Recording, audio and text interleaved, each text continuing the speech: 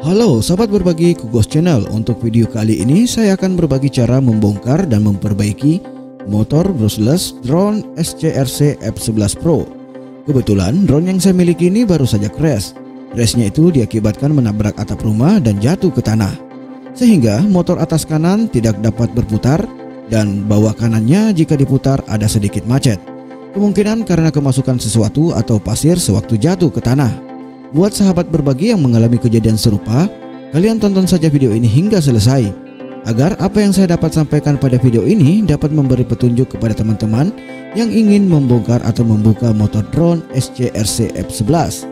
Untuk membuka keseluruhan baut, saya menggunakan obeng torch atau yang kita kenal obeng bintang 6 yang pada umumnya digunakan untuk servis HP.